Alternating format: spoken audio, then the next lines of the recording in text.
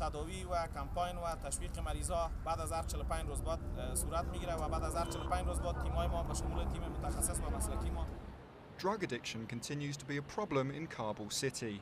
The last survey carried out by the United Nations Office on Drugs and Crime between 2005 and 2009 showed opium users within Afghanistan increased by 30%, but the number of heroin users increased by a staggering 140%. While the total number of heroin users is still a much smaller group, it's growing at a faster rate than those addicted to opium, and also brings with it its own health issues like hepatitis and HIV through shared needles.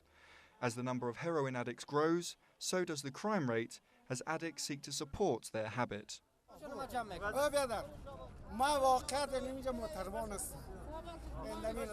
از دست از اینا با تکلیف هستیم اینم امروز اینمی دولت یادر یارم میبره تداوی میکنه ما هم از اونجا جمع کرده میاریم ولی ما بسیار با تنگ هستیم گاهی جک ما رو میبره گاهی تایل شبلی رو میبره گاهی هم بکری رو میبره.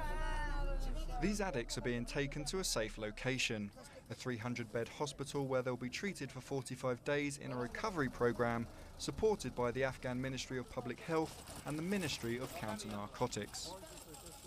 In Afghanistan, the problem of addiction is intertwined with the cultivation and production of opiates within the country. According to the UNODC, poppy cultivation has risen for the third year in a row and continues to head towards an all-time high. UNODC representative Jean-Luc Lemayou says the supply creates demand. What often is forgotten is what we call the Coca-Cola effect. Your supply does create demand. And Afghanistan, but not only Afghanistan, look at the neighboring countries where you have enormous amounts of drugs being transited through. Think Iran, think Pakistan. I mean, the levels of addiction are extremely high. So the supply does create its own demand, and Afghanistan is regretfully a victim of that as well. The Ministry of Counter-Narcotics continues to carry out eradication efforts down in Helmand province, the largest of the poppy regions, amid strong resistance from farmers and the Taliban. Back in Kabul, prepared for the start of a new beginning, these men are taken to the hospital where they're cleaned, clothed and fed. Each person now starts the process of rehabilitation. There's no slow weaning off for these addicts. They must go cold turkey, which means going through painful withdrawal symptoms.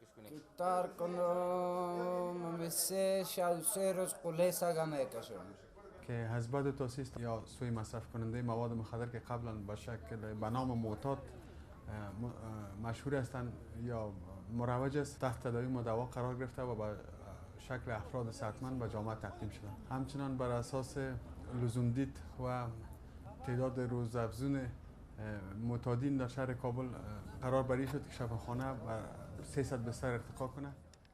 It's a promising start, but still a small one.